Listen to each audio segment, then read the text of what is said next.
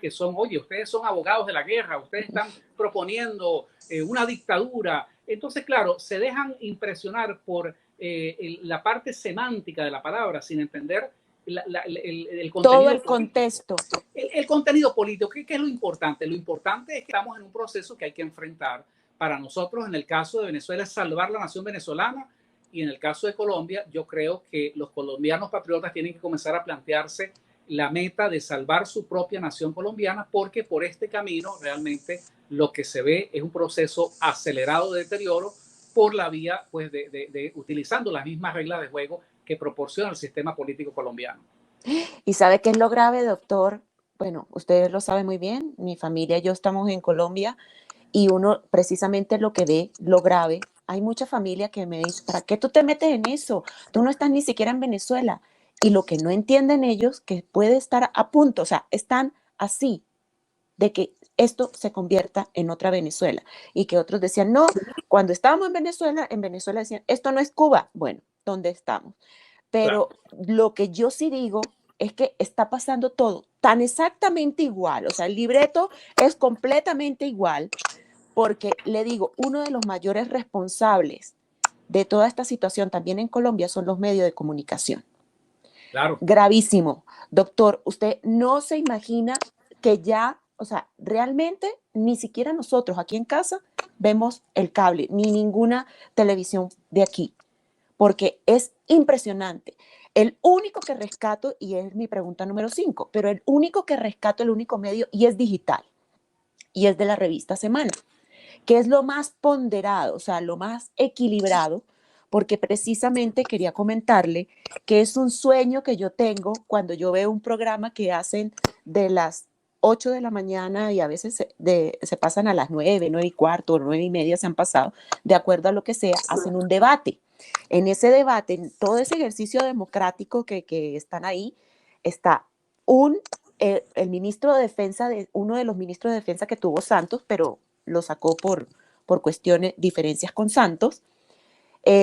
Otra, me acuerdo, Lucho Garzón, que fue alcalde de Bogotá, de izquierda, Matador, que es un caricaturista de izquierda, y Fico es uno que fue alcalde de Medellín. O sea, tienen un esquema de debate muy nutrido, dirigido por Vicky Dávila, donde todas las opiniones son respetadas, son escuchadas.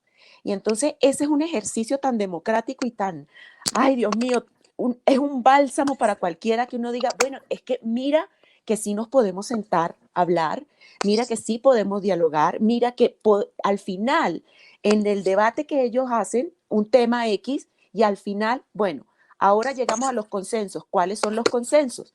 Y entre ellos, obviamente, dictan 1, 2, 3, cuantos consensos puedan haber conseguido. Entonces, qué sueño poder tener eso en Venezuela, donde las diferencias nos podamos sentar, dialogar, debatir en medio del respeto, en medio de cualquier coyuntura. Le puedo decir que cuando yo siempre hago ese análisis y cuando gracias a Dios ya salió nuestra página Repúblicos, en Repúblicos, en www.republicos.org, ya se hace ese ejercicio. Pero obviamente una plataforma por YouTube, lo que sea, qué bonito sería de verdad donde varias convergencias, o sea, y varias diferencias pudieran debatir y engrandecer precisamente lo que se quiere en una nación. Entonces pienso que eso, y les voy a dejar el link de ese debate especialmente porque en el día de ayer, cuando hicieron el debate de lo de la foto esa de Iván Márquez y Santrich y todo eso, en Venezuela, porque organismos de inteligencia dijeron que era en Venezuela, todos estaban de acuerdo con que precisamente son unos criminales, con que, o sea, convergieron en lo que había que ponerse de acuerdo. Entonces, qué grande, de verdad, qué grande es hacer patria así, y pienso que debe ser un ejemplo a seguir. No solamente sí lo estamos haciendo desde nuestra plataforma de Repúblicos, pero hay que incentivar a las personas, a uno mismo, a que se hagan esos debates y crecer en esas ideas de forma habitual, continua, porque debe ser algo muy normal. Antes de entrar en la siguiente pregunta, pero ¿qué le merece usted al respecto, doctor? Porque de verdad uno dice, en serio, es muy preocupante, y para mí es muy preocupante estando en Colombia, cuando por muchas razones a nosotros nos tocó salir. De verdad es muy preocupante porque uno dice, no, y si esto en cualquier momento otra vez nos vamos a volver en otra Venezuela, o sea, terrible, o sea, que no lo entiendan, que ya esto está en el patio de su casa, o sea, éramos el patio, no, pero es que ya está dentro de su casa, doctor. Sí, mira, yo quisiera matizar un poco eso que tú has explicado, porque a veces la gente no entiende, ¿no? El Muy tema de los difícil. consensos, el tema de los consensos, hablemos de los consensos. ¿Qué es lo que, cuál es los consensos? Por ejemplo, ¿no? Primero, son situaciones que no se pueden plantear en abstracto, ¿verdad? No es un problema de Así que es. como los 5 personas que estamos acá en lo personal nos caemos bien, entonces llegamos a un consenso, ¿verdad? Tiene que haber un acuerdo entre quienes nos parecemos. Por ejemplo, y esto para aterrizar la idea y no dejarla ahí en Al la nube, aire. ¿qué es lo que pasa? En el caso de Venezuela está la falacia que siempre la falsa oposición dice, no, la unidad. Entonces, portales como La Patilla y el Venezolano y esta gente, y Rabel y todo, no, la unidad. Y el que se ponga en contra de la unidad está en contra de Venezuela. Así Porque, es. claro, entonces para ellos el concepto de unidad, por supuesto, eh, para lo interno de lo que ellos quieren, ¿verdad? Y nos Es la dicen unidad. apátridas. Bueno, ellos quieren una unidad para un objetivo común que tienen, que es saquear Robar. a la nación venezolana. Para los que estamos, entonces, pero ellos dicen, bueno, únanse a nosotros. La unidad es en torno a nosotros porque nosotros queremos sacar a Nicolás Maduro. Y entonces en el otro extremo estamos nosotros, digo yo, el resto de los venezolanos, Así que es. nos tenemos que detener un poquito y reflexionar, bueno, un momentico. La unidad quiere decir que nos vamos a mezclar, ¿verdad? Nos vamos a aparear con Leopoldo López y Capriles y toda esta gente que son unos ladrones, ¿verdad? Que Total. son unos corruptos, que han sido colaboradores del chavismo, pero además de eso tenemos que aparearnos con Luis Ortega Díaz y No, por con Dios. todo cuanto chavista ve No. que este barco se hunde y salta y esta falsa posición lo recibe con los brazos abiertos. Entonces ahí nunca podrá, no hay acuerdo, es imposible. No puede haber unidad cuando ellos, por ejemplo, lo que ellos quieren es, por eso ellos hábilmente, porque no dan, como decimos popularmente, no dan puntadas sin Ahorita dedal. sin dedal. Muy hábilmente estos palangristas, ¿verdad? Que trabajan para Juan Guaidó, ellos dicen, no, es que hay que sacar a Maduro, el problema es Maduro, pero que lo que están haciendo es rehabilitando la imagen de Chávez. No, ellos no hablan de chavismo, por ejemplo. Es Maduro, hay que sacar a Maduro. ¿Por qué la tesis de ellos de que hay que sacar a Maduro? ¿Y por qué ellos están dispuestos a hacer negociaciones y concesiones con elementos como Michael Moreno y Padrino López? Porque ellos en realidad lo que quieren es un cambio de gobierno, no un cambio de Estado. ¿Cuál es la diferencia? La diferencia es que al salir Maduro, ¿verdad? Según la tesis de la falsa oposición, por supuesto, sale el gobierno de Maduro, pero queda intacto el Estado chavista. ¿Por qué? Porque quedan sus fuerzas armadas, quedan las mafias militares, las mafias financieras. Entonces, ¿por qué ellos, curiosamente, no tocan ni con el pétalo de una flor a la constitución chavista del 99? Porque ellos quieren heredar el Estado chavista. Ellos quieren el Estado chavista sin los chavistas. Ellos quieren un Estado todopoderoso como el que hoy dirige Maduro, pero que ahora lo va a dirigir entonces Leopoldo López y su camarilla. Es imposible que haya un acuerdo, es imposible hablar de unidad, es imposible hablar de consensos con corruptos y con personas que no nos parecemos en lo profesional, en lo moral, de manera que en realidad, claro, y entonces atacando un poco también el mito de la democracia, cuando ellos mismos, pues de no, hay que ir a elecciones, y el argumento y la falacia de que las elecciones, la voluntad, la voz del pueblo es la voz de Dios, no, falso, porque con ese argumento, ¿verdad? Yo siempre lo utilizo como un ejemplo, la perversión de la democracia es tal que si 1 millón de personas se reúnen en la calle y acuerdan derogar la ley de la gravedad, bueno, ellos dicen que la ley de la gravedad está derogada, pero efectivamente eso va a cambiar la dinámica de la ley de la gravedad. Imposible.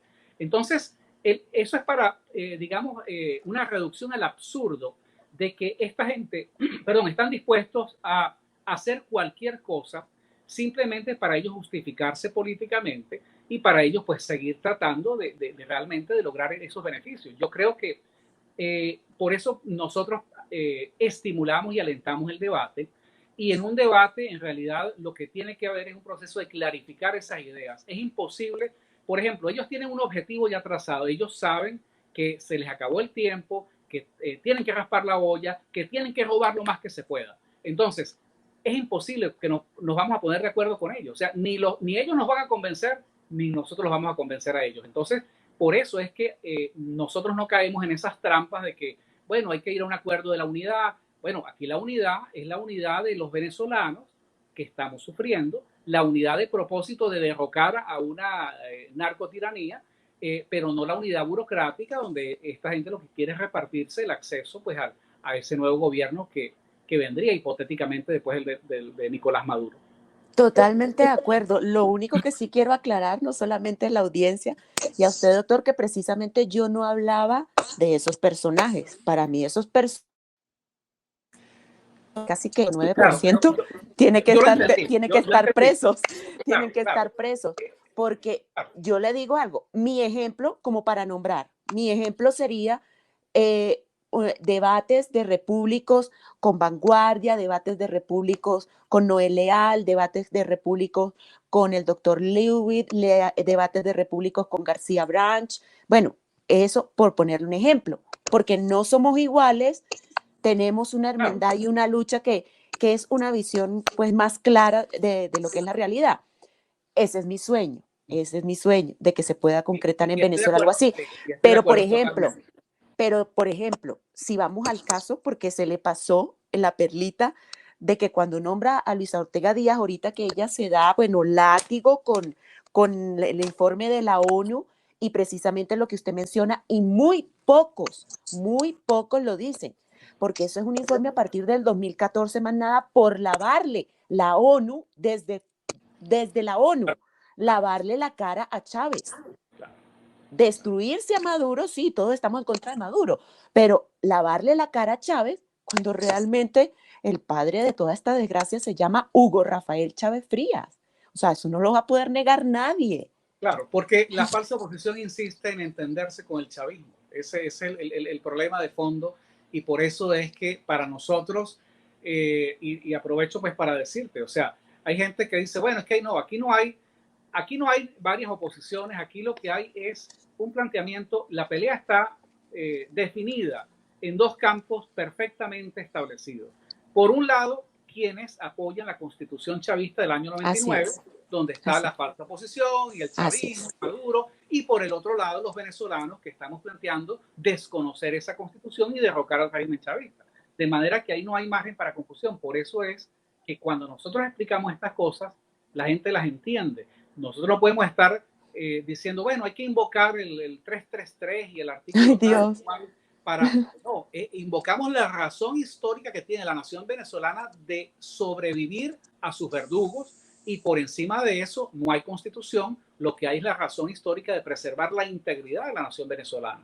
Por eso es que nosotros hacemos ese planteamiento de esa manera, que no tenemos que estar enredándonos digamos, en esas incoherencias de que, bueno, si nos cambian estos tres artículos, vamos a elecciones, no vamos a elecciones. No, porque sabemos que lo que está planteado es de una gravedad y de una complejidad mayor que lo que admite la falsa oposición.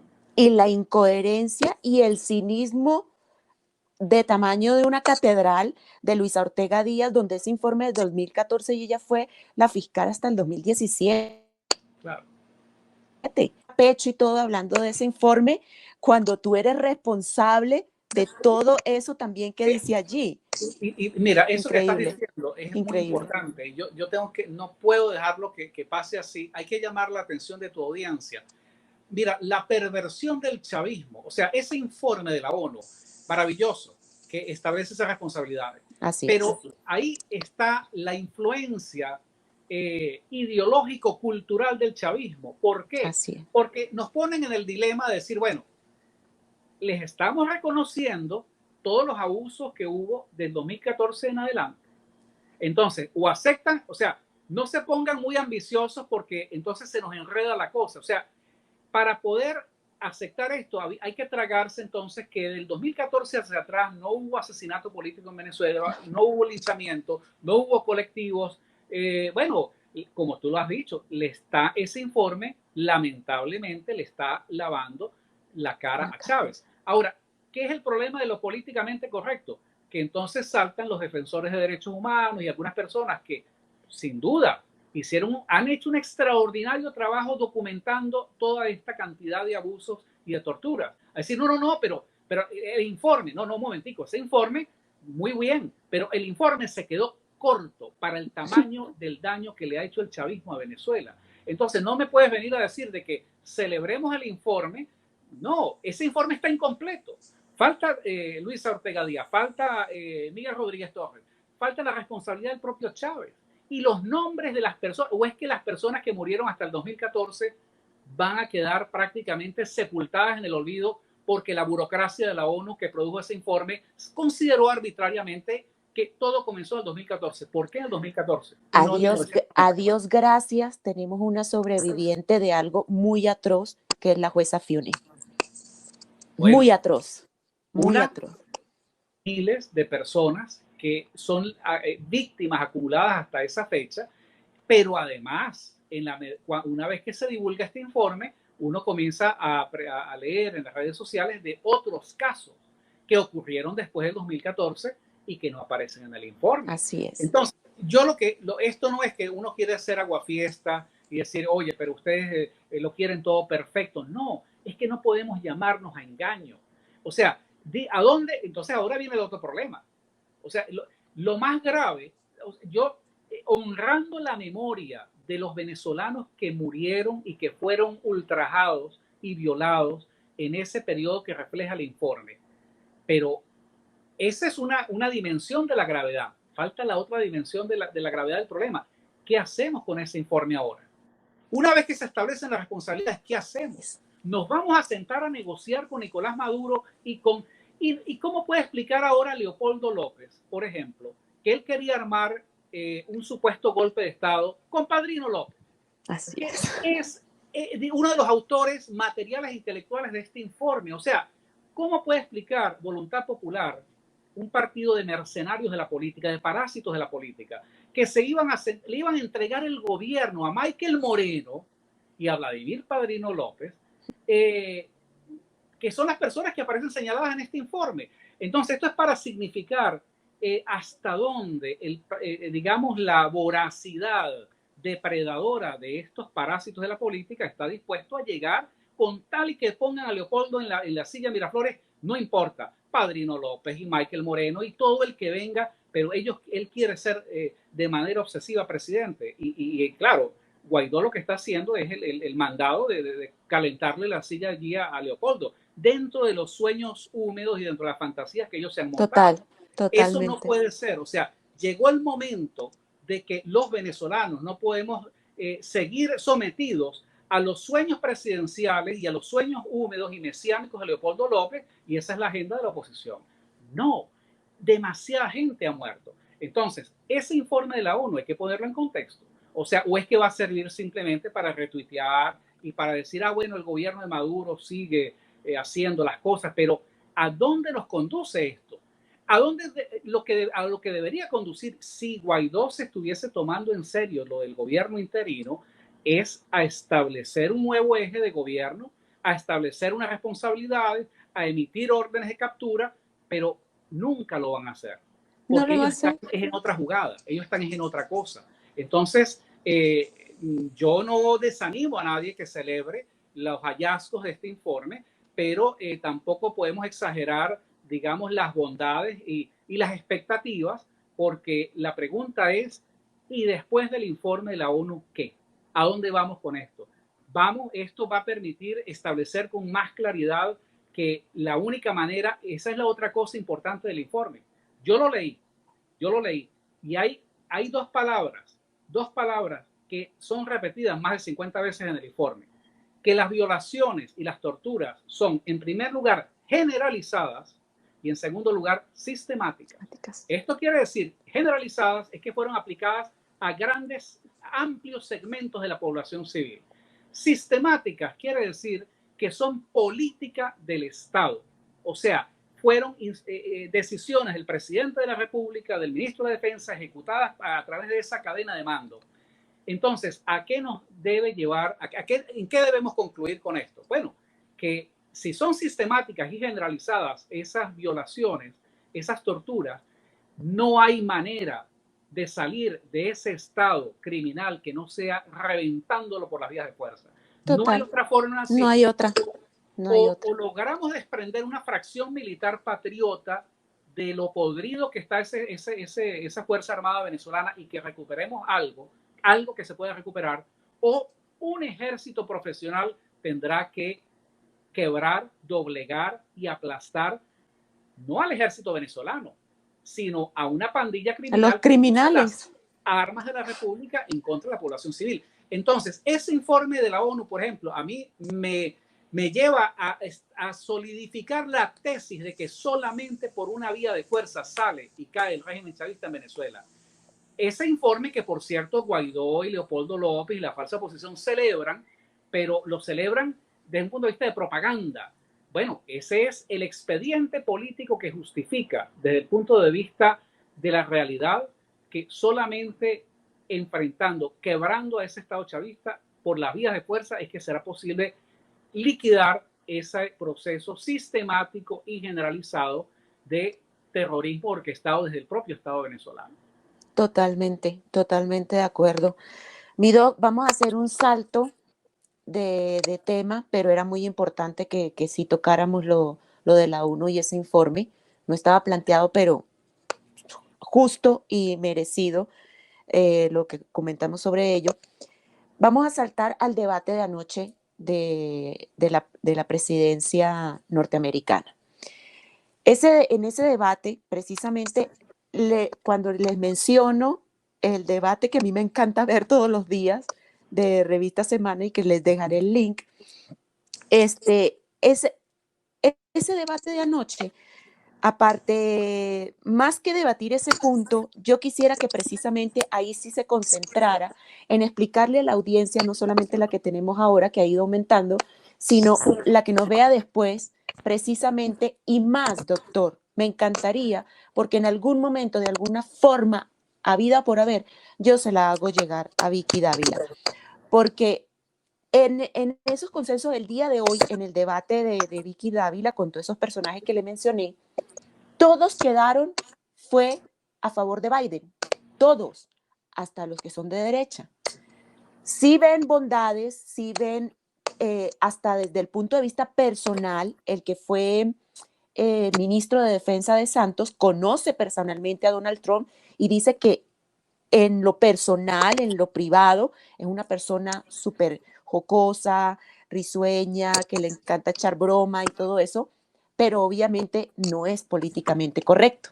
Entonces, yo sí quiero que le digamos a la audiencia por qué Trump, y especialmente a la casta política colombiana, el hecho, y yo le explicaba a usted cuando le pregunté sobre si hacíamos o no la pregunta sobre ese debate, porque le dije, en el caso de Uribe, Uribe es ciertamente un poco agresivo-pasivo.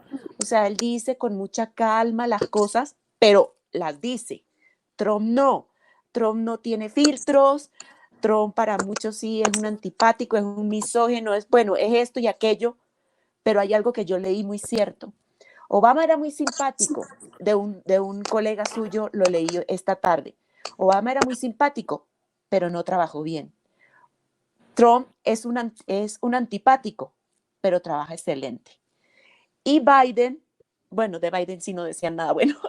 Entonces, ahí sí es donde yo quiero que se prevalece precisamente aquí en Colombia todavía el hecho de que toleraron más o menos como el nivel de Uribe, pero tolerar a alguien así como políticamente incorrecto no le es fácil al colombiano, porque indiferentemente del estilo, la personalidad que tenga Trump, al igual que la que tenga Biden, A mí personalmente, doctor, y reitero, de verdad, mire, esto ha sido una cosa recurrente y por lo cual se ha hecho toda esta tertulia, es que los que están en deuda con la sociedad venezolana, con la sociedad colombiana y con la sociedad americana son los medios de comunicación, doctor.